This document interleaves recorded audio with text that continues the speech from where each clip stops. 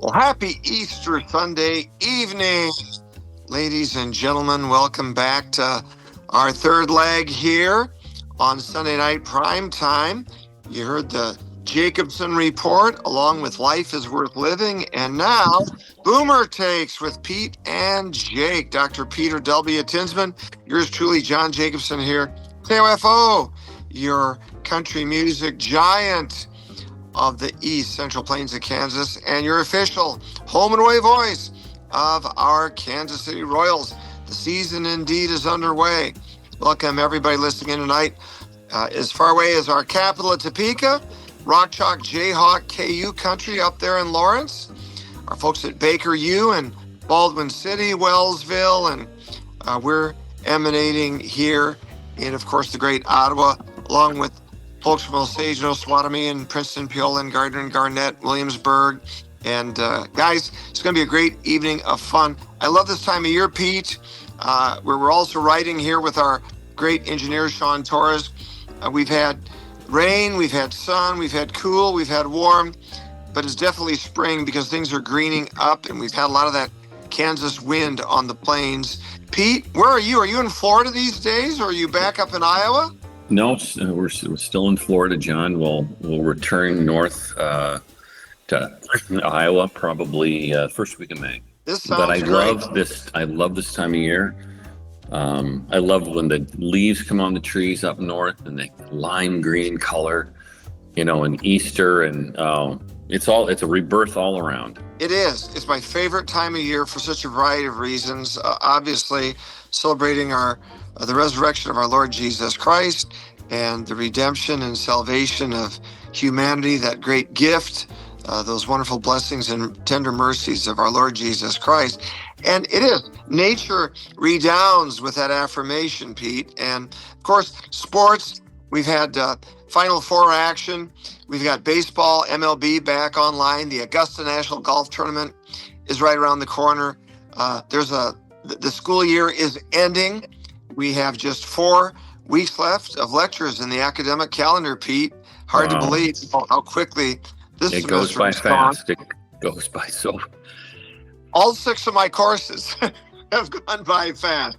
And, of course, I've got some students that have all their points basically in. They've studied and handed in stuff ahead of time, except for the final. And then, John, Pete, I have late inning ralliers. Yeah. You know what? Just give everybody an A and say they don't have to take a final exam. Well, I am known as being somewhat of a kind and gentle professor. But I do have some folks that don't do very much at the front end and really put on that back 9 masters rally the last 2 weeks of school, like turning in 8 weeks of overdue homework and things like that. But, you have to be flexible, because at Ottawa, Pete, basically 99% of our kids are on athletic scholarships. That's kind of the mojo for the school. Wow. Is NAI athletes. And Pete, they're traveling. I've got baseball and softball teams that might be gone a week at a time. Same thing with tennis, golf, powerlifting, bowling, football. Powerlifting? Oh yeah, women's flag football. We have an internationally ranked powerlifting team, and so you got to be flexible with the calendars, the schedules. But just like we're able to communicate on a radio show with you, me, and our engineer being in 3 different locations, kind of like Clay and Buck or any of the other guys you listen to, it works. And these students are really the best of students because they have to be so good at multitasking. They're time efficient, Dr. Tinsman, because they have to marshal their time well, because they're in practice, they're in training, they're in with the trainer, they are competing, they're traveling, plus their academic schedules of homework and classes, plus a lot of my kids are working retail. See a bunch of my kids working at Walmart when I go in to do my steps. So, Pete, I admire them in some ways more than ever, because you and I weren't putting on the jock strap and working retail while we were going to college. Yeah. I'm just like, why do you have to go in Walmart to get your steps?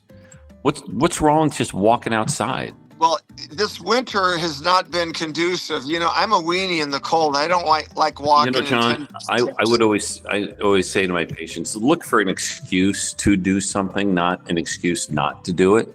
I don't want to trip on the sidewalk. I don't want to fall on the ice and break my crown. John, I guess if you slipped and fell in Walmart, you'd be able to. You got a little slip and fall little action going on there. I work at Walmart. It's the same reason your wife said you love being a Walmart greeter. That's right. It's a town hall for me. I know I meet 50 people. I cannot go into that store and not meet 50 people that I know already. Half of them are students, a third are employees, and the rest percentage are people from the Chamber of Commerce or from radio or from some university nexus or church nexus or political nexus. It's a social hall here in Ottawa. That's where most people are. So I got a question. Yeah. This is just because it's Easter Sunday. What did you do to celebrate? We do on Easter Sunday. Here's our Easter Sunday routine.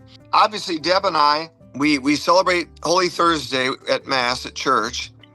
And Good Friday, we usually do Stations of the Cross. And then Saturday is a day of prepping for the grandkids to come over.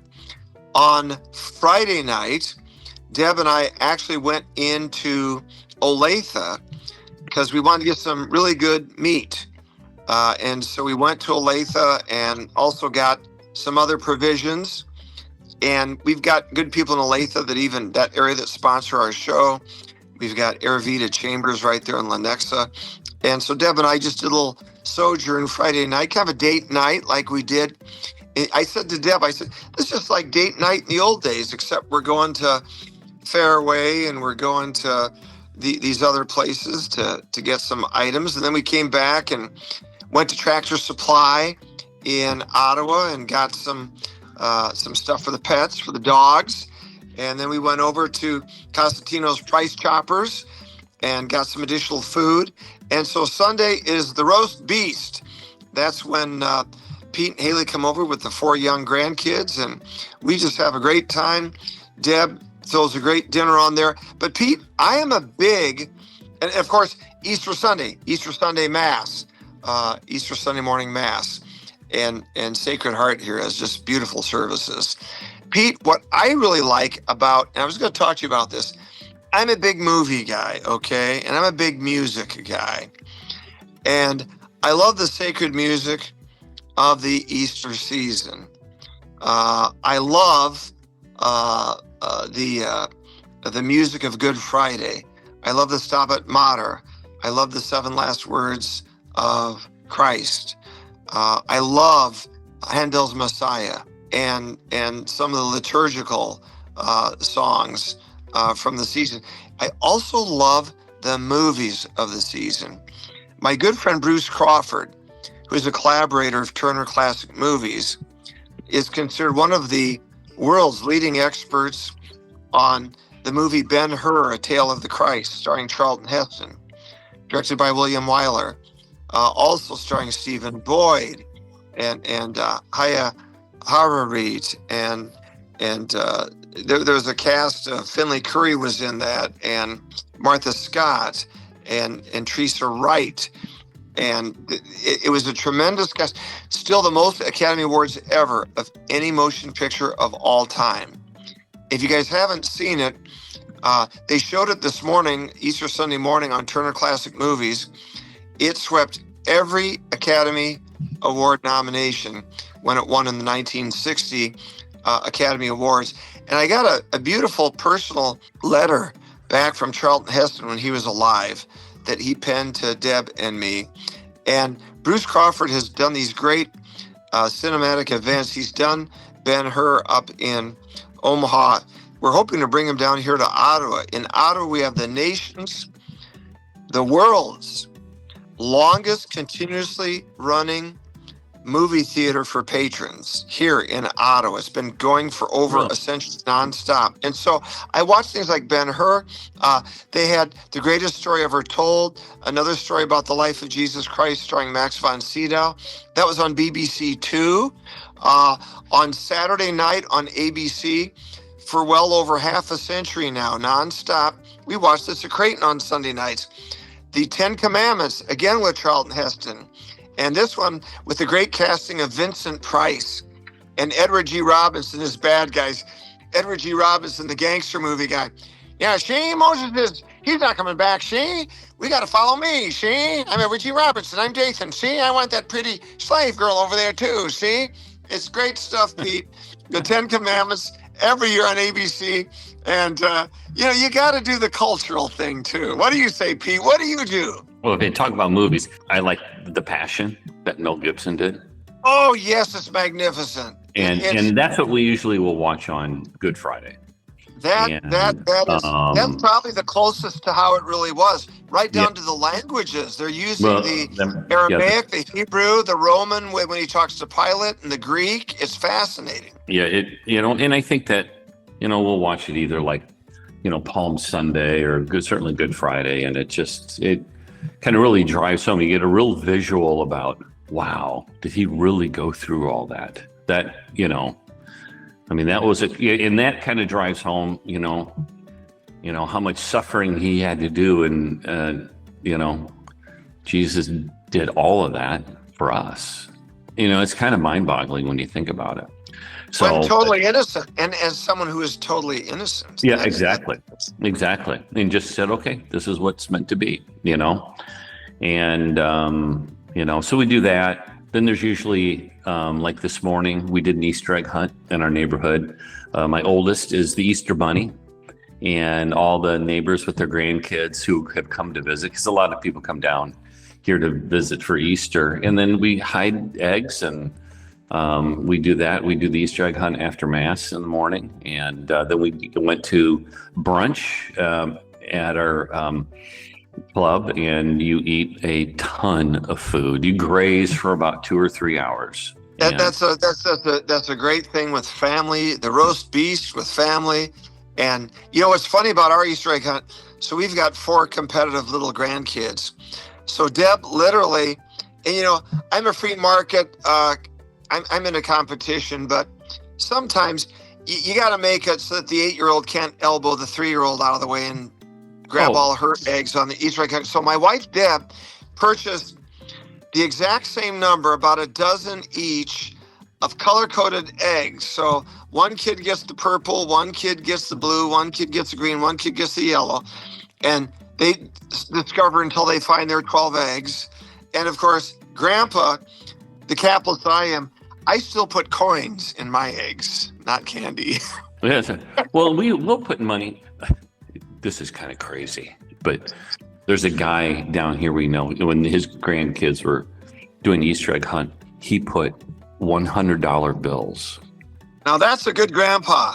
And that it was like, that is over the top. But what we always did with our kids when they were younger, and even they did Easter. My oldest is 36. I think the last time we did an Easter egg hunt was 2 years ago with them, maybe 3. And it was like, okay, everybody go find 4. And then when you get 4, come back here. Now go find 3, and so everybody would get the same amount, sort of a thing. Yeah. And so that's what, it's so the color coded ones, that's that. So that's what. When there's a disparity of age and quickness and height and weight, you got to prevent the. You have to do it. Side, yeah.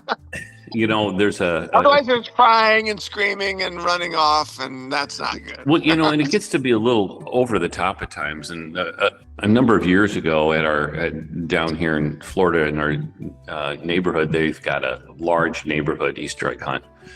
And so all the visiting grandkids, there's, 3,000 homes in our neighborhood here. And there was a dad yelling at his 5-year-old who was crying because he didn't get enough eggs.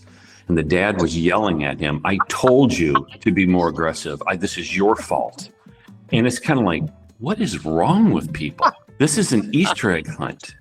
This is, and it's just kind of like, oh my God. And my wife and I are not competitive at all. And our children have been raised not to be like that. It was just completely inappropriate. But there's some very interesting individuals that.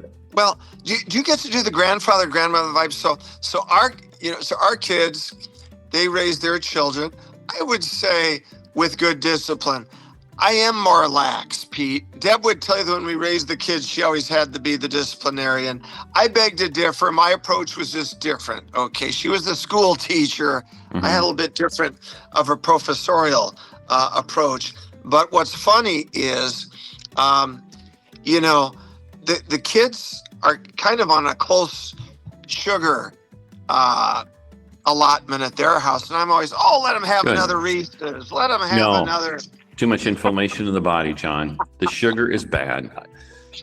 But I love it. I love my Reese's, man. I love my Cadbury eggs. You know, what can I do, Pete? I saw my internist on what day? On Friday. I saw him on Friday morning, and just routine labs and stuff like that. And we were starting to talk about sugar. He goes, "It's bad. Inflammation." I know. Well, I got to defer to you a little bit because, guys, you can't see us on video. I can see Pete because we're doing this video radio broadcast. Someday Pete will put this up for video radio combined. We'll do a simulcast. But Pete, got to ask you a question. We're talking about all of our undergrad buddies from 47 years ago now. 47 years ago. And Pete, I got to say, you're looking better than most of our confreres. You're still tall, you're still thin, and maybe you're touching up your hair, but I don't see a lot of gray, and your hair is still there. So you're touching it up like Ronald Reagan? You're touching up your hair a little bit like Ronald Reagan there, or is this just natural brown hair, a full head of hair? This is, I would not color my hair. No. It's browned out. It used to be blonde. You used to be a bleach blonde. It used to be a lot lighter. You're right. And it's like older. Yeah. Now, kind of, you can see underneath my left eye, I've got a little scab there, and it's like I had a biopsy there, skin cancer. So maybe the next time. Everybody has at least basal cell by our age with our ethnicity out in the sun from our era. I grow basal cell carcinomas like an Iowa farmer grows corn. I mean, Pete, I remember us. So I'm gonna have to have Mohs surgery. So I'm gonna have an eye job done within the next week or two. Well, Pete, I remember what I call, your wedding when we were out there socializing for a few days before the wedding. We were all out at the pool with the chickies, strutting our stuff, sunbathing. I mean, we didn't think anything of it. I think we put on sunscreen back in the day, but how good was that even? No, I never burned, John. I always I wore like tanning oil or something like that. I never burned, but I'm paying for it now. When you think of, people who farm, I mean, they're outside all the time, So quick segue from Easter. It's starting to get warm here. We've already had 90-degree days. Pete, what's your advice for folks now? What's the common best thought for how to protect against the sun? Because part of me says, I still need some vitamin D. I want to be out in some sunlight. I need the vitamin D, right? It's good for me. How do you thread the needle, buddy? Talk to me. Well, from a vitamin D standpoint, they say, if you can be outside, exposed to the sun, I mean, if guys are outside not wearing a shirt, sort of thing, and and the gals are wearing, just a tank top or something like that, whatever, for about 20 minutes, 30 minutes of sun, during right at the mid portion of the day, that'll do enough to give you enough vitamin D. But keep in mind, the older we get, it is harder for us to manufacture vitamin D being exposed to the sun. So somebody who's 30 can have, if we're equally exposed to the sun, will probably have about double the vitamin D level of somebody who's in their 60s. So, I mean, I take a vitamin D supplement every day. So do I.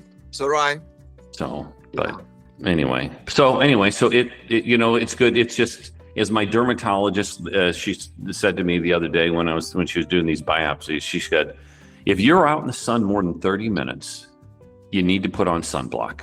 I was like, yes, ma'am. And I tried it. I mean, I put sunblock on probably 80% of the time before I go out to do an activity, whether I'm biking or playing tennis or golf or something like that. So, Pete, we've talked about this before, but I think the key to everything is still movement. Why do I walk 10,000 steps a day? Because I would sit otherwise. And I think sitting is deadly. I really do. Tell me I'm wrong. No, you're not wrong. Sitting is deadly. The older we get, the more sedentary you are, the worse it is. And a lot of us, it's a job occupational hazard. For many of us, if we're radio, what are we doing? We're sitting down. Academia, we're sitting down. Banking, we're sitting down. Law, we're sitting down. Politics, we're sitting down. When I would deliver a baby, I would sit in the stool. I mean, but still, you're a doctor, you get up, you're walking, you're going from room to room, seeing patients and stuff like that. But still, it's not active at all. It's walking down the hall to the next exam room is not physical activity. I've admired you, and we touched on this last week. You do racket sports, and I think if I have a weakness, I need to use my legs more, start lifting with the legs more, maybe doing some squats or stuff. I've always been doing upper body stuff, but it's so important for later in life balance and to prevent, Pete's been working out upper body here. That's impressive. So I had to lose my weight so that I can now get buff. So I haven't gotten to the buff yet, but I have lost the weight to an extent at least. Well, that's good. Well, and your activity wise, I play doubles tennis down here. I prefer singles because it's much more active. There's a lot more running. It is extremely difficult to find somebody in their 60s who is willing to play singles. See, I would do that, except I'd have to get some of our tennis star kid athletes to show me how to serve and get a backhand. Well, no, again. I would like to do that and get my feet going. I really would. But the reason people say they don't want to play singles is because they say it's too much running. And it's kind of like, no, there's nothing wrong with that. And, and I think the great thing about these younger generation or kids' age, they really understand the importance of exercise. Big difference to our era, yes. Understand the importance of eating healthy. They really understand the importance of eating healthy. And they understand, they're starting to get they really understand that pharmaceutical companies, yes, they do provide a benefit for people at times with certain things, but they also strongly believe pharmaceutical companies are just peddling stuff you don't need. And if you just take care of yourself when you're younger, you will have less problems when you're older. And that is, I largely agree with that. And it's totally great. And if somebody who is our age who says, I'm on all these meds for my blood pressure, I'm type 2 diabetic and da-da-da-da-da. Well, you know what? There are things you can do. Just because you're on those meds doesn't mean you can't change your activity, level, improve your diet with the guidance of your doctor. It doesn't mean it's never too late to start doing that. It's never too late. And people shouldn't say, well, this is just how I'm going to be for the rest of my life. Well, you know what? But making these changes, it's not going to hurt you. Let's bring Sean in. I'd like to get a millennial's take here. What does he think about? With the great engineer, Sean Torres. What say you, old pal? Well, I was going to make a comment on the walking part because I guess a lot of people don't seem to think that walking is effective enough, and all the research I've done seems to indicate that it's more than enough. Sean, I would always tell my patients, it'd be like, don't go for a little sauntering stroll. Of course, it's better than sitting on the couch. Brisk walking. When you are walking briskly, you're jolting your skeleton, and it stresses the bones slightly, and it encourages to make more bone to help try to keep your bones stronger. Mm-hmm. So, whereas I'm not trying to argue that more intense workouts or exercises don't provide more benefits, especially in different areas or specific things. But my argument is that walking, at least walking, and especially like I've got a timer. I make myself go walk about 5 to 15 minutes every hour or so. I'm not going to sit around for any longer than that. It's not. All the research I've found indicates that's the worst thing for you. Sitting or standing for extended periods of time ends up causing you a lot more grief in the long run. But yeah, no, like I said, just all the research says that if you can at least get up and walk and just keep the habit of walking, that in and of itself will make a big difference for you. Oh, yeah. And that's why people are saying, I'm trying to get my 10,000 steps in. I will walk. I try to walk every night before I go to bed, and I'll walk for about an hour to an hour and a half. Just keeping up that habit, especially from a younger age, is something that is sustainable throughout the entirety of my life, or well, hopefully anyway. You know, Pete, it's interesting. Pete, I had a nice meeting with Pete at a town hall with Dr. Tinsman here back around 2020 at the advent of COVID. Pete, I have lost significant weight since that time. You were up to like 230 or something, and you came down to... I was 235. I'm 175. That's good, John. And what motivated me was interesting. My two sisters in California put me on a 10,000 step dare. This was right during COVID. And also the comorbidity elements during COVID were the two that I have read, gainsay me if I'm wrong, the two comorbidities with COVID were vitamin D deficiency and obesity. And I thought, I need to get these 10,000 steps in. And then my daughter had announced her engagement. I wanted to get in decent shape for the wedding. And, those were motivators. They really were. And it's funny because Deb walks a lot too, but she'll take a day off a week. And I told her, I can't, because if I stop, I'll never start again. I'm such a creature of habit, and I'm so fundamentally lazy and unmotivated, Pete. I have to adhere to that routine slavishly, or I will fall off the wagon. It's like I limit myself to a certain regimen of sugar a day, and I do adhere to that. I still have sugar, but I've got, if I can calibrate or bracket it, so I'm kind of setting goals for myself. I guess it's not perfect. You're taking it to another level. Talk about what you do. Well, and I wear a continuous glucose monitor, and I'm 6'1.5", and I weigh about 175, 173 to 178 sort of a thing. So, average about 175. I started wearing a continuous glucose monitor because, and I think we've talked about this earlier in one of our shows, reading a book called Good Energy. Sitting here on my desk right now. It is what you have to understand, that sugar causes inflammation in the body, and research talk now about really why sugar is so bad, because I love it so much. You got to keep enforcing it too. Tell people why it's it's addictive, but it causes inflammation in the body, and so therefore it's important that you kind of keep your sugars low and the amount of carbohydrates you take in.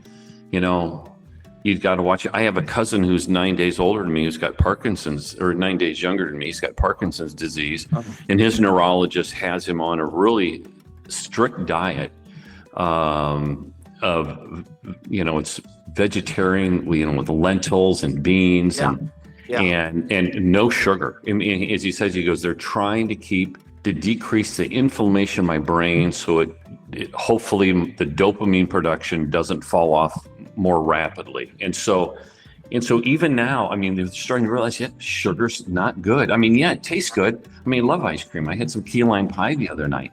It's great. I'm not going to argue that, but I wear the continuous glucose monitor because, one, it makes me look at what did I just have for lunch and how did my body respond? Yeah. And it's like, even, we go out to, get Thai food and get rice. White rice is terrible for me. It causes my sugars to go up. And so it teaches you things to avoid, because my wife can eat something, we can eat the same thing, and her sugar responds completely different than mine. So that's why I've taken it to one step further. It may be a little crazy, but I also understand the medicine behind it. I understand the numbers, what they all mean. But I think it's a great idea. And I think if people have any thoughts about it, they should ask their doctor what they think. And you can even buy these monitors. You don't need a prescription. You can just buy them off of Amazon. It's Stelo, Stelo, and pop them on and learn from it. Boomer Takes with Pete and Jake. John Jacobson here with Dr. Peter W. Tinsman and our engineer, Sean Torres, who's going to opine and rejoin us. Sean, what say you?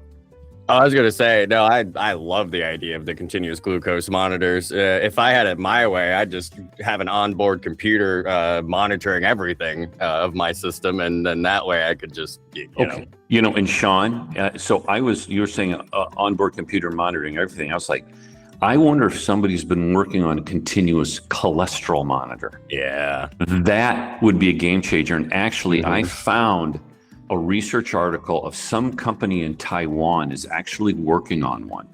And I sent them an email trying to get more information. I never heard back. But boy, I tell you, somebody comes up with a continuous cholesterol monitor. Mhm. Imagine people knowing how different things affect their body. And, cholesterol doesn't go up as rapidly like blood sugar does right after we eat. I mean, it's a trend. But imagine if people said, you know what, I have my continuous cholesterol monitor. I'm watching my cholesterol, and my cholesterol has been good. And now I no longer need the pharmaceutical drugs to keep my cholesterol down because I've been watching what I eat and I've been able to control it better. Pharmaceutical companies will not want that, Exactly. Well, Dr. Tinsman, here's my problem with pharmaceutical companies. They address the symptoms, but never the root cause. They don't cure anybody. They don't cure anybody. Yeah, for-profit sickness. Yeah, and that's the whole thing. I mean, there is a place for medication, without a doubt. There is a place for medication when we are sick, without a doubt. However, of course, have it stipulated. A lot of times it's kind of like, I'm giving you this medicine for this problem. Okay, that's making me feel better. I'm not having the symptoms, but what's causing that? I don't know what's causing it. They'll say, the doctor, I don't know what's causing it. Well, you can give me all these drugs you want, but until we eliminate the cause, it's not going away. And so that's the thing. It's the key is agree. What's the cause? Are we addressing the problem or the symptoms? Yeah, exactly. And that is what's, and I believe the young people now, their attitudes about food and exercise and things like that, I think that's going to rapidly change, 20, 30 years from now, the health of our country. Oh, yeah. I agree. Yeah, go ahead. Yeah, Sean. exactly, Sean. Your generation, I'm praying, will not have the issues. Oh, I don't need the statins, and I don't need the high blood pressure medication. I don't need the metformin for my type 2 diabetes. I can say that a lot of us, very much, especially Gen Z, do not want to be on medicine. I mean, not so much that it's like they're evil or anything, but they're just like, why are we trying to load up on medicines now all of a sudden whenever our bodies can do the work? And Sean, my internist on Friday, he's such a great guy. He practiced, his philosophy are just how I did when I was practicing medicine. And he is moving to a more of a functional medicine program, kind of combining holistic with, traditional. And he goes, it's not that I'm actively training for it, but he goes, but this is what my patients are wanting. Yep. And they talk to me and I listen to them about what they want and I go research and that sort of thing. And so even people who are in their 60s, 70s, and 80s are saying, I don't want to be on these meds. I'm going to try what other options are there out there other than taking medications? Starting to ask the question, which is so important. Yes. Yeah. We're going to cue this up. We've talked about, Pete and I both grew up in Iowa, and I know we're running a little short of time here now, so we're going to tease this for next week. But Pete, the map of the United States. I've seen it before. I had a world map in first grade. The Dead Sea was still sick. That's how old I am. But anyway, thank you very much. I'm not going to comment. Yeah, thank you very much.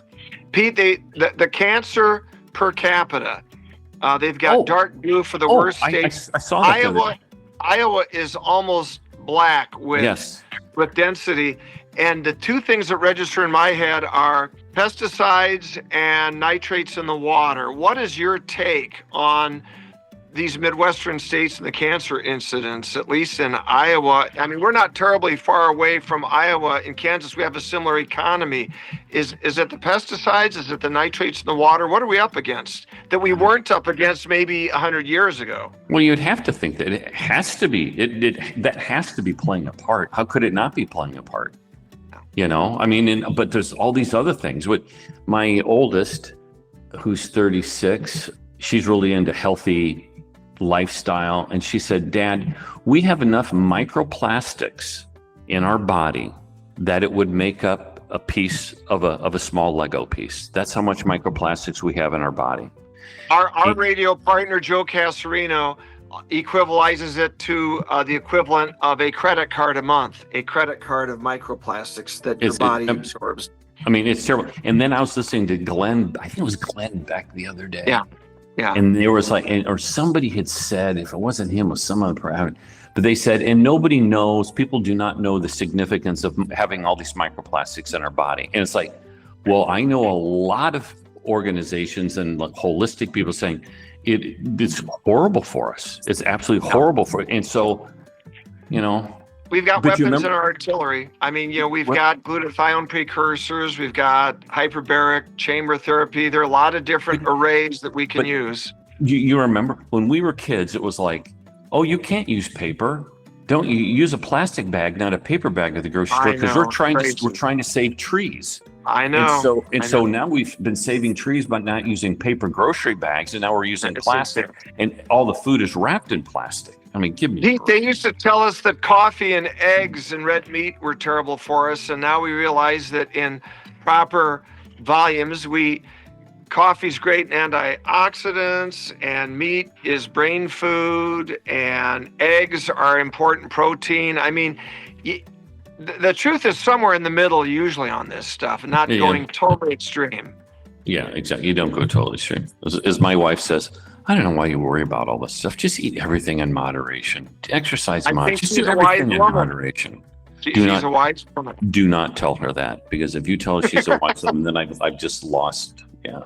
We always kidded you guys because you were both like 6 foot blonde, skinny people. You look like brother and sister. And that was always the joke. You guys were meant to be because you look like you fit together almost like brother and sister, Well, what, John, and people said that and said, you guys, matter of fact, when Heather and I started dating, people said, yeah, it's like, you guys look like even Heather's friends in college said, it looks like your brother and sister. It's like, are you guys twins? No, we're not twins.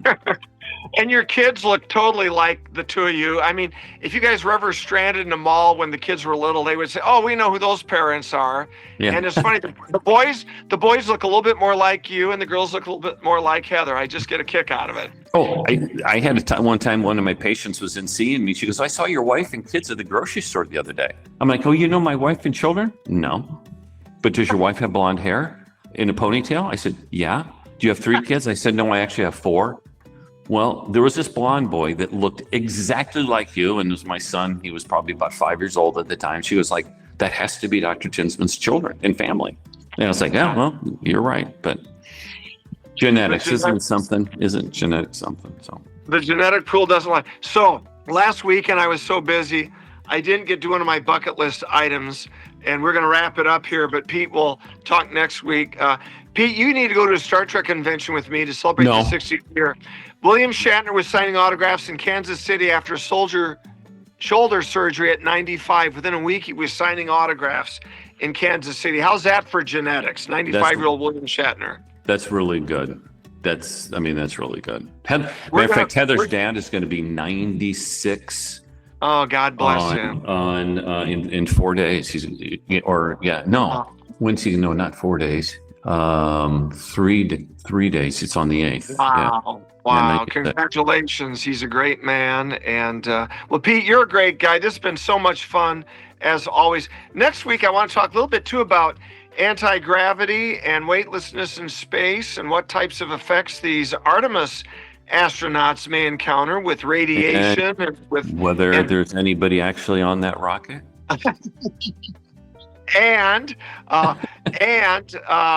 Are they on it or not? Aren't they? Yeah. That's not a serious question, is it? Yeah.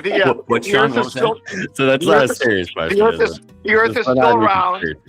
Still round. And what's interesting is they're having 2 difficulties which have resurfaced from years ago. They're freezing. It's very cold, and they're having trouble with the porta potty. And of course, in the old days, they were just catheterized, So we'll talk a little bit about adapting in space, and is it really realistic for Elon to have a moon base and a Mars base? I'm going to pick I did not hear that they're having problems with the heat staying warm. Yeah, big time. They were vociferously complaining about hydrogen valve. Yeah. What was that, Sean? That it's a hydrogen valve, from what I've heard. hydrogen. Yeah, they either want them to turn the fan off or to be able to wear more layered clothing. They're really cold and complaining about it right now, and they got 7 days to go yet. Yeah, Well, maybe they need to bring them home earlier. Well, they're in the equivalent of an with their SUV. trajectory. I don't think they can. We don't have the fuel in order to just turn around. They got a slingshot around the dark So side where of the are moon. they right They're now? going out. Well, they're halfway to the moon, but they got to do that slingshot around the moon, not to do Star Trek time travel. But they're going to do the orbit, Yeah. and so they're going out further than anyone has ever gotten before. And of course, they'll prove once again that you can go beyond the Van Allen radiation belts and not come back fried. Okay, so is there a serious question? So is there a website that people can go Yes. to look? Oh, yeah. They're doing a 24 live perpetual cam. NASA has it, and I can't Okay. remember the acronym, but just Google it. I think they've got it on all the platforms. Yeah, I watched the rocket take off, but I haven't really looked at it since then. So I was a because little I boy wasn't watching overly the- certain there was anybody on the rocket. Oh my! I No, remember them I'm asking- pretty sure they're up there. It looks like. I they're up remember there. I remember when they asked John Glenn what his thoughts were atop that Redstone rocket with Friendship 7, the first orbital flight, 1962. And John Glenn's up there, and they asked him what he thought. And he said, before they lit this firecracker, I just remembered that I'm riding a rocket that the lowest bidder That the lowest bidder built. the rocket I'm on was made by the lowest bidder on this project. Well, guys, but NASA's a good engineering company. It'll be all right. They are. They are. And it brought back fond memories of 1968 for me, watching Apollo 8 take off as they did that orbital flight before Apollo 11 the next year.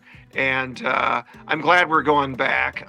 It's been great with Dr. Pete Tinsman, my sidekick, Sean Torres. Guys, we got more great programming coming up this Sunday night. We'll be back next week. Lord blessing us all, Lord willing, with Boomer Takes with Pete and Jake. But on behalf of all of us, this guy wants to tell you that we're up on podcast. Go to KOFO.com and click on the podcast for Boomer Take. Listen, guys, have a happy Easter. Happy Easter Sunday, Resurrection Sunday. Be safe, be smart, be good, be strong. Love Jesus Christ. Rejoice. Hallelujah. He is risen indeed. And until next week, God bless us, everyone. Until then, bye-bye.